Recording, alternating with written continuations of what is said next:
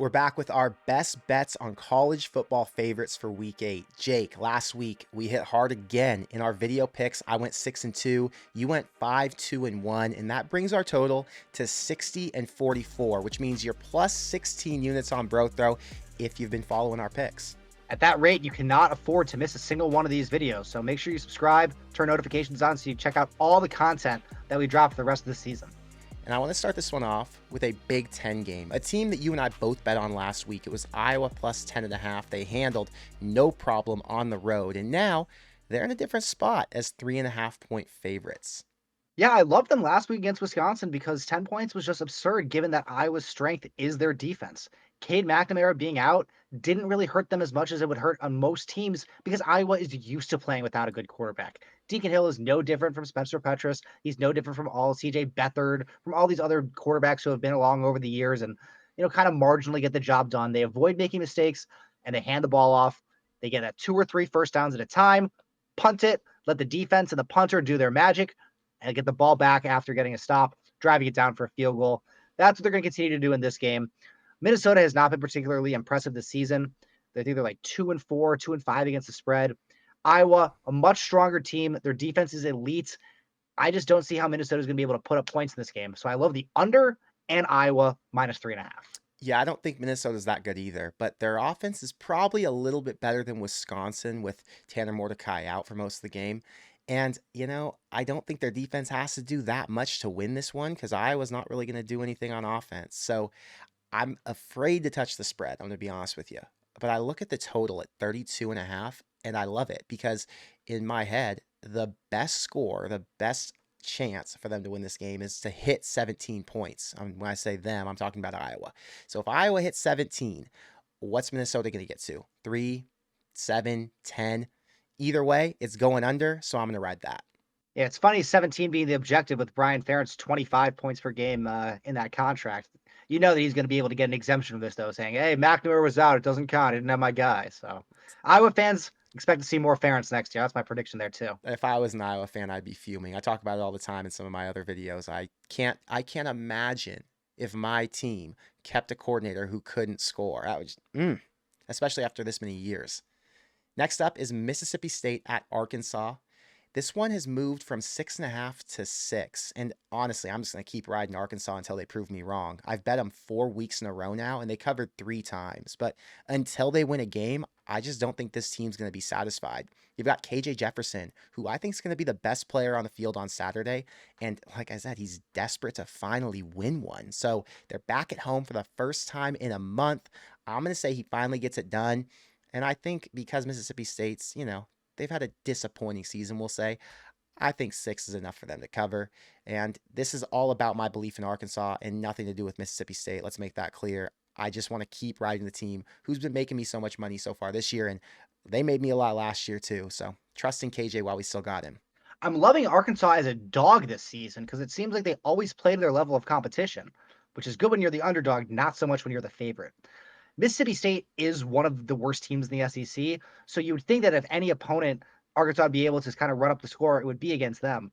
So I would lean towards them in this situation for sure, but I would like to see them have a performance like that where they can kind of run it up and beat down a team that they're supposed to before I'm going to trust them too hard as a favorite. It's the problem. If you're an Arkansas fan, it's hard to trust them. So hopefully they get it done. Clemson's at Miami. We talk about teams you can't really trust. Miami is a 3.5-point dog at home at night. Usually in these situations, I love taking the home team. But what do you think? Yeah, normally this would be a great spot to take Miami, but it's hard to trust, as you said, after you blow a game like they did to Georgia Tech, not kneeling the ball, snatching defeat from the jaws of victory. And then they follow that up with a very uninspired 18-point loss against North Carolina. You got to think the players in the program are very frustrated. This is not kind of what they expected to happen. You don't blow games that you should have easily won that's wrapped up that every other team in the country would win. And then you don't go out and you get blown out in a competitive game. Now you got a good Clemson team who's coming off a bye and who's very angry from the way that they played so far this season. I just don't trust Miami the spot at all. The at-home factor is not as big for Miami because they play at the Miami Dolphins Stadium. It's not on campus. So their home field advantage, I think, is a little bit negated by that. But the 3.5 is also kind of begging you to bet on Miami. The books are saying, hey, They're at home. We're going to give you a free half point after the field goal. I just think too many factors there for Clemson. I'm riding them here. I think Dabo goes in and gets the job done. Yeah, I actually rode Miami last week because I felt good about them after a stupid loss and thinking that the book might be undervaluing them. But they just couldn't get it done, and I can't trust Miami at all until they do show signs of life. So Clemson's coming off the bye. I know they really want to win. I lean Clemson, but both of these teams are questionable on the year, so I'm going to stay away from it. But a game I'm not staying away from, you got Oklahoma State at West Virginia. West Virginia is a 3.5 point favorite. This is another line read that just seems way too obvious. West Virginia lost on some BS last week. I think it was like a Hail Mary in the end zone. Dude tips it up and catches it. Houston wins by 2. I was really frustrated because I had 2 units on that play. But then on the other hand, you got Oklahoma State, who's looked great back-to-back wins over the last 2 Kansas teams, or over the only 2 Kansas teams. They were at home in both those. Now they got to go on the road. Their offense is clicking. Things are working. So why is this line so heavy for West Virginia? There's no reason Oklahoma State shouldn't be favored here, and I don't think they should be anything more than a 2.5 point dog. So, like I said, line read on this play. I'm going to slam West Virginia. I love them to bounce back strong after a really disappointing finish with Houston. And the book's telling me that I got to give this many points is just a red flag, and I got to follow them. Yeah, the Wichita State fans are really going to come at you for your dismissal of their program. But yeah, 100%. I mean, this line read is very sketchy to me as well. You'd think that Oklahoma State would honestly be favored in the spot after how they've looked the last 2 weeks. They've done incredible on offense. Their running back has been insane, putting up like 400 yards combined the last 2 weeks, something crazy like that. And so the fact that West Virginia is the favorite with a hook is pretty telling to me. I think that they may not cover, but you got to take the spot every single time. That's how I feel. Another Oklahoma team is playing this week. It's UCF on the road. UCF's 3-3 on the year. They've had some explosive games, but they don't really have any good wins. How do you feel about this spot? And let me correct the spread. On the screen, it says 18.5. It's now moved to 19. Yeah, 19 is fine. 19 and a half is fine. Either way, I'm riding Oklahoma. They're 6-0 on the season against the spread. They're coming off a great win against Texas. They're now in the top 5 in the country in the AP poll. So they're in a very legitimate shot to make the college football playoff. And you know that Brent Venables is going to have his team super focused and ready to go. They're going to be locked in, ready for another beatdown performance. One of the key things I think in this game like this is the fact that Oklahoma is coming off a bye. Normally, when you come off a huge win like they had against Texas, the team is super emotional.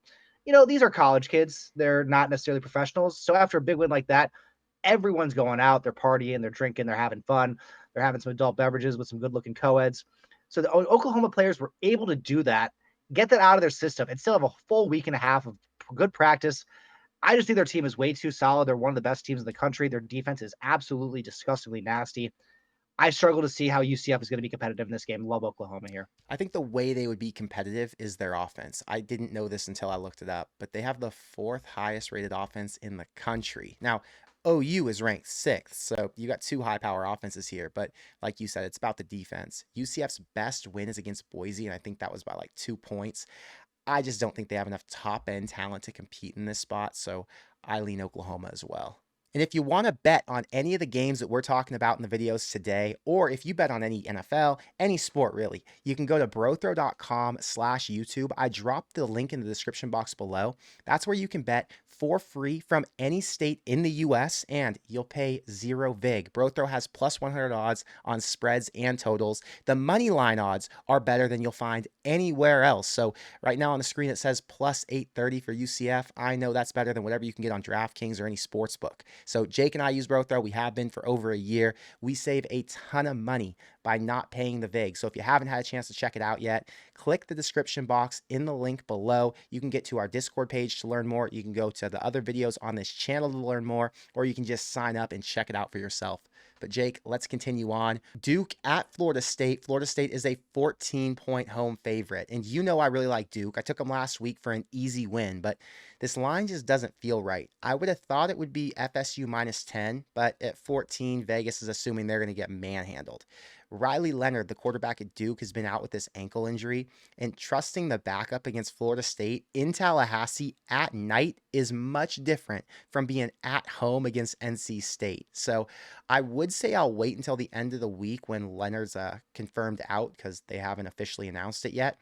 But what we've seen from these ankle injuries is it keeps you out for at least 3 weeks, and it has not been that long yet. So let's assume Leonard's out again.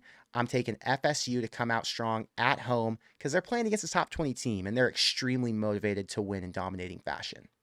I feel like Leonard is probably going to be out as well, like you said, because the line would certainly be lower if he were guaranteed to be in. And I would like Duke a lot more if he were guaranteed to be in because I'm a big fan of Coach Mike Elko. I think that he's probably not due to stay long at Duke because I think someone's going to poach him this upcoming offseason. So big program. Riley Leonard, I think he's going to try to play in this game, honestly, because this is probably the biggest game they have left on the schedule. If they win this game, they're in a great spot to win the ACC. I think he's going to give it an effort.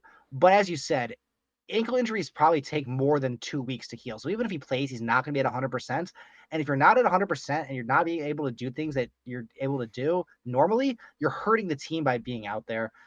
I think Florida State probably is the move here because, as you said, the injury risk is just too much for Riley Leonard to not know where he's at. The last game on this slate, Air Force is at Navy. Navy is getting 10.5 points at home. Yeah, another quarterback injury in this one. Air Force's quarterback got injured last week. He's going to be out this week. They go to a backup who's a senior. He's had a lot of experience, not necessarily in games, but at least in the system. So I trust him to run the triple option well. But the big reason here is the defense. Air Force's defense has been one of the best in the entire country this season. I think they're ranked number 3, something along those lines.